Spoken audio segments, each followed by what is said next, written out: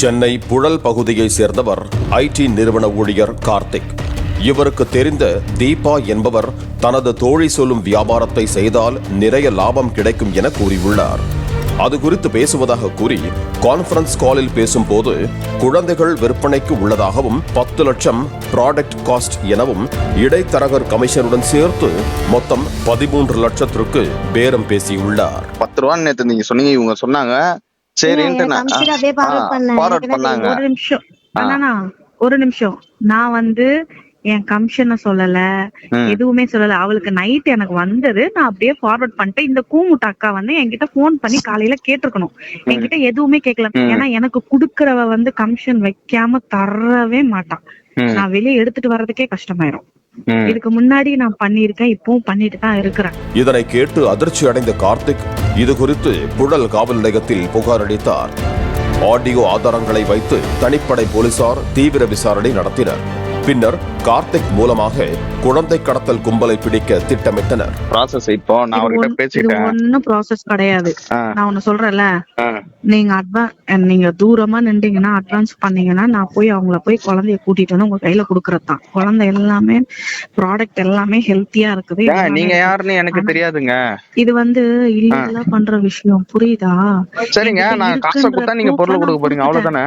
குழந்தை விற்பதாக கூறிய பெண்ணிடம் பேசும் பொழுதெல்லாம் கடந்த 2 நாட்களாக ஒவ்வொரு முறையும் ஒவ்வொரு குழந்தை புகைப்படத்தை அனுப்பி விலை பேசுவதும் அதன் பிறகு அதனை விற்றுவிட்டதாகவும் தெரிவித்திருக்கிறார். என்னமாச்சு? அந்த பாப்பா இல்லையாமா? ஃபர்ஸ்ட் ஆனா ஒரே நாள்ல முடிஞ்சிரும்னா, நீங்க எப்படி சொல்றது, 1 ரூபாய் பேரம் பேசினா கூட அவளுக்கு வச்சுக்க மாட்டாளுங்க. கடன் முடிச்சு விட்டுருவாளுங்க கைக்கு வந்த உடனே. அதை முடிச்சுட்டு இப்ப அடுத்தது அனுப்பி விட்டாங்க. இப்ப நீ சொன்னா ஹோல்டு பண்ணுவேன், இல்லன்னா இதையும் நான் விட்டுருவேன், என்னால ஒண்ணும் பண்ண முடியாதுன்னு சொல்றேன். ஏன்னா அதான் 12 ரூபாய்க்கு ஓகே சொல்லிட்டால, வெயிட் பண்ணு, நான் இனிமே கன்ஃபார்ம் பண்ணிட்டு வரேன் அப்படின்னு. அவரு ஒரு கனவே கண்டாருமா, அந்த குழந்தைய வச்சு ஒரு போட்டோ வச்சு இருந்தாலும் அவ்வளவு காலையில அழுகுறாருமா. ஆனா இப்ப கூட உங்களுக்கு 18 டேஸ் பேபினா அது 2 நாட்களாக டிமிக்கி கொடுத்த நிலையில் வெள்ளிக்கிழமை காலை விநாயகபுரம் பகுதியில் உள்ள பூங்காவிற்கு வருமாறு போலீசார் தெரிவித்தனர். அங்கு வந்த அந்த பெண்ணையும் குழந்தையையும் மடக்கி பிடித்து கைது செய்தனர். விசாரணையில் அவரது பெயர் வித்யா என்பது தெரிய வந்துள்ளது. மேலும் நடத்தப்பட்ட விசாரணையில் கிடைத்த தகவலின்படி அம்பத்தூர், மேனாம்பேடு பகுதிகளில் கடத்திச் சென்று வீட்டில் வைக்கப்பட்டிருந்த 2 குழந்தைகளையும் போலீசார் அதிரடியாக மீட்டனர்.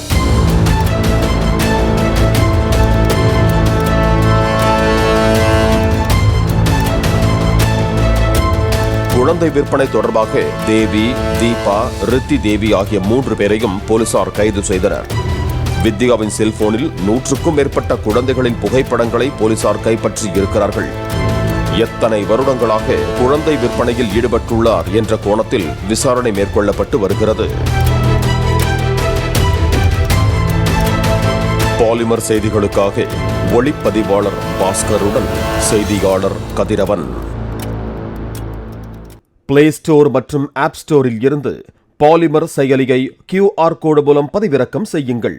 செய்திகளை உடனுக்குடன் பெறுங்கள்.